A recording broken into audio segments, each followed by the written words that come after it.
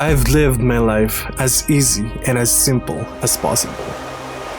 And I've allowed myself to do this for the longest time. But you see, because of that, I learned a very valuable lesson. As I take you for a ride and learn together what that lesson has taught me. A cousin of mine, Jeff, had a mini radio, kind of like this one, but a little bit smaller. As an infant, I remember that I wanted to grab it, so I had to get closer and move my feet. I remember this intense feeling that I had just to grab that radio, and finally, I was able to grab it, and I was overjoyed. But why am I telling you this? Well, this memory of mine plays a big part of the story that I'm about to tell you. Hello everyone! Welcome sa ating vlog! First, tapusin ang pagmamaw ng lawn. And second, ilipat ang ating helium miner. Naumpisan ko rin pagmamaw ng lawn.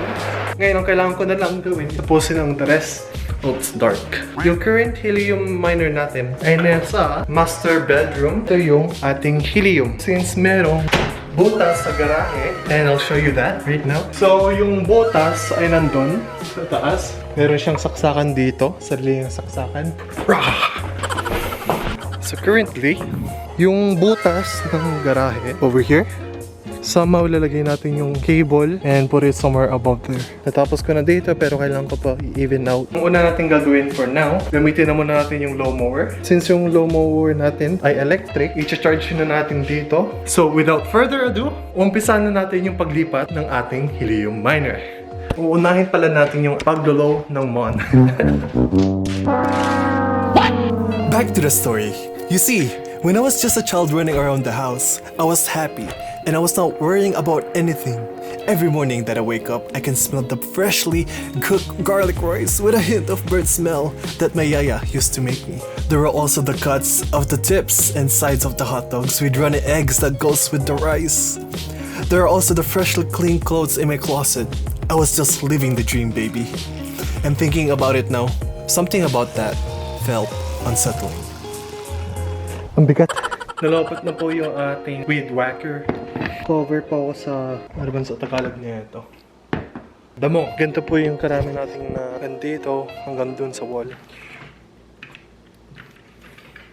Pwede na po natin umpisan yung paglipat ng ating helium miner. College. Wait. Ano? Ibang music naman. Ponye. College. A stage in life where each student gets to experience a taste of real life. I told myself that this is it. This is the moment where everything is going to change. Couple months goes by, and I was enjoying the experience. Even though I was now in college, I still had the company that was doing all the cooking and laundry. I was more sociable, enjoying the company of my friends. And every time school ends at 6 p.m., I head straight to the singing club that I was in. When I get home by 8 p.m., I would open my textbook and study. And that was my daily routine. I even had someone whom I thought was going to be a special part of my life, but in the end, became strangers. The emotional roller coaster of college was interesting. I told myself that I am living the adult life. Or so I thought. I still had the same lingering feeling inside as the feelings that I had before college, but I still had no clue to what it was. Okay guys, so na-connect ko na po. Although pangit yung pwesto, for now, I think this is the best decision kung saan ko pwede ilagay. So sa tingin ko, ma-continue ko na lang yung pagmamaw ng lawn bukas at ako'y init na at gusto ko nang maligo. Paggagawa ng ako'y nabubulol na. Nabubulol na ako guys. So ano ba ang pinakamagandang isama kapag mainit ang panahon? Siyempre, sa mga Asians, milk tea. Yeah, mag-milk tea tayo.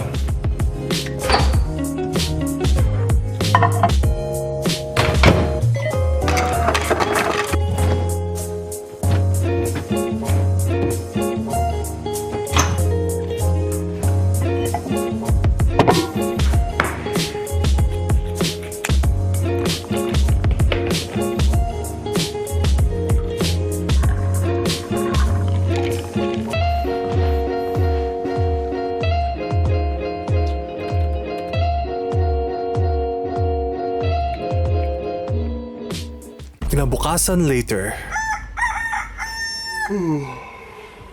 Napaikab din ba kayo? Sorry. Ako din habang nag-i-edit. Alrighty guys, good morning, good morning. Kakagising ko lang. Ang gulo ng buhok ko. Ano ba yan? Kailangan ko na magpagupit guys. Kailangan ko na magpagupit. So, yan, quick room tour. Ito po yung ating lamesa.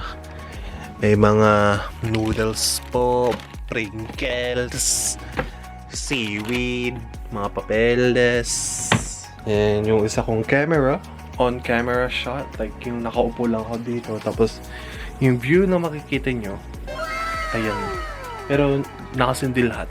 Ngayon, as of right now, nakapatay dahil kapag natutulog ako, pinapatay ko mga ilaw para hindi ako masilaw.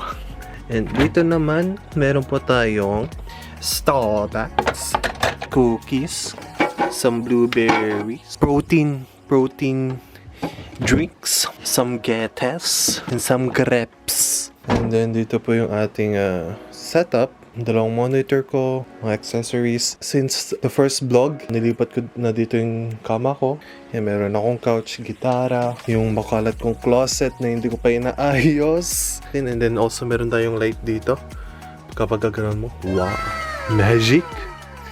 And that is the end of our room tour. Charot.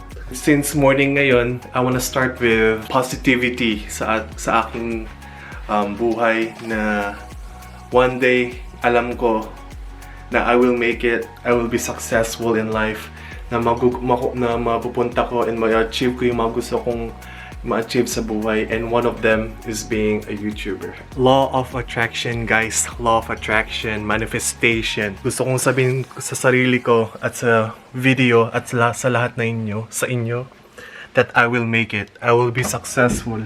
And also guys, kapag gising nyo sa umaga, it's always healthy and it's always the best thing to do.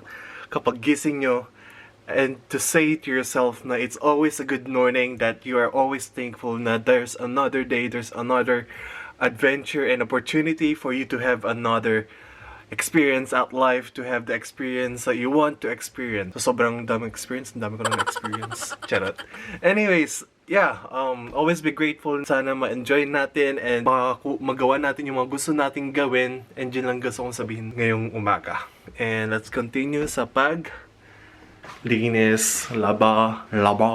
Tiyan, maluluto ako after. Tingnan natin ko lang lulutuin ko.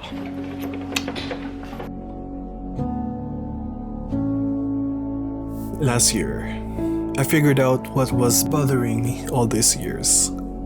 It was that for my whole life, I was taking things for granted. The fact that I'm an adult and yet someone is doing everything for me. Every moment of me waking up, knowing that I am remaining at the same place where everything is taken care of, it eventually gave me this intense feeling where every sensation of my body is telling me that this is not right. The feeling that I am stuck in my comfortable bubble. The icky feeling that I am an adult and yet someone is taking care of me. Someone is still cooking for me, doing my laundry, and cleaning the house. It was a disgusting feeling to feel at that stage of my life. Day by day, the feeling grew stronger ever since the realization that I am no longer growing older and older. Then it hit me. My life will always be in a rewind. The idea of leaving everything behind. That was the moment when I wanted to find the person who I wanted to become. It starts with a sacrifice. For me to grow, I had to leave my family behind with the hope to return as a better person. And so, I packed my bags and left the Philippines.